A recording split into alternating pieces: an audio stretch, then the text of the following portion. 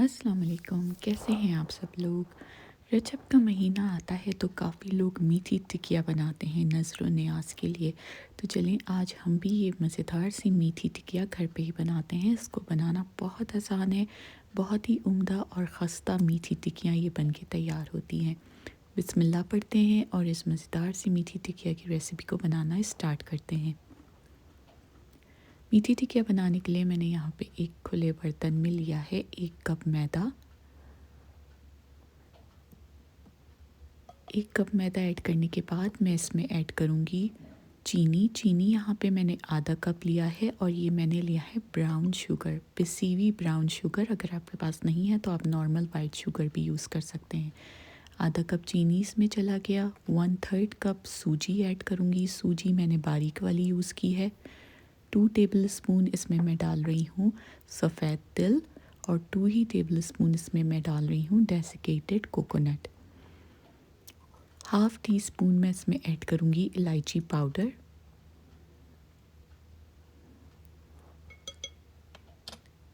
इसको मैं एक दफ़ा हाथों की मदद से अच्छे से मिक्स कर लूँगी।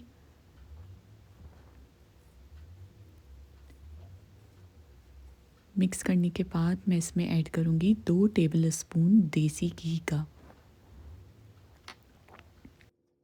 ये बहुत ही परफेक्ट रेशो है, इससे आपकी मीठी टिकियाँ एक दफ़ा में ही बहुत ही परफेक्ट और अच्छी बन जाएंगी। अगर आप फर्स्ट टाइम भी बना रहे हैं तो आप ये रेसिपी ज़रूर ट्राई कीजिएगा। देसी घी मैंने इसमें 2 टेबल स्पून ऐड कर दिया। अब मैं इसको अच्छे से मिक्स करूँगी।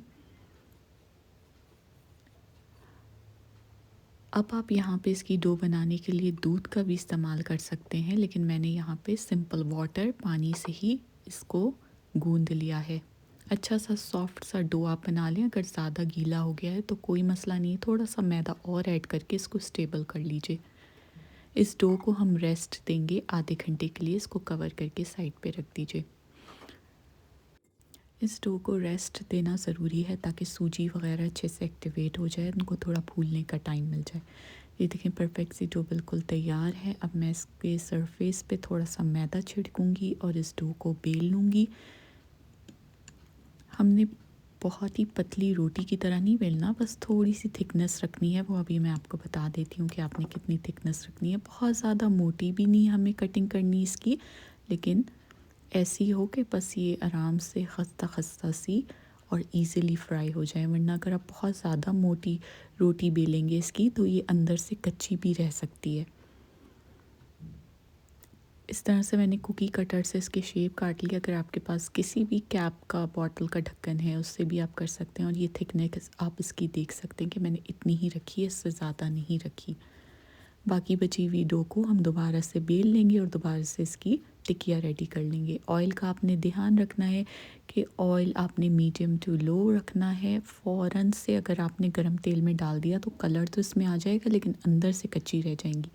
तो ऑयल मीडियम टू लो रखना है आपने स्टार्टिंग में।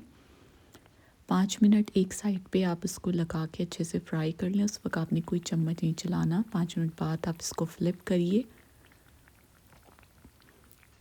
और मज़ीद 5 मिनट इसको दीजिए। 8 से 10 मिनट में ये आराम से अच्छी सी गोल्डन क्रिस्पी सी हो जाएगी और अंदर तक भी गल जाएगी, अगर आपने ज़्यादा मोटी नहीं बेली होगी तो। ये देखें परफेक्ट सी ये गोल्डन सी टिक्कियाँ बिल्कुल रेडी है। इसको आप छलनी से निकाल दीजिए और आप इसको किसी दूसरे स्ट्रेनर और छलनी में रखिए ताकि एक्स्ट्रा ऑयल निकल जाए। और इन टिक्कियों में हवा लगेगी तो ये और भी खस्ता और थोड़ी सख्त हो जाएंगी, यानी खाने लायक सख्त हो जाएंगी। अच्छे से रूम टेम्परेचर पे इसको ठंडा करने के बाद आप इसको किसी एयर टाइट कंटेनर में स्टोर करके भी रख सकते हैं आराम से 2-3 हफ्ते तक। मज़ेदार सी खस्ता सी मीठी टिकिया बिल्कुल तैयार है। अगर आपको मेरी रेसिपीज़ पसंद आई हैं तो मेरे चैनल को सब्सक्राइब करना, लाइक करना बिल्कुल नहीं भूलिएगा फ्रेंड्स।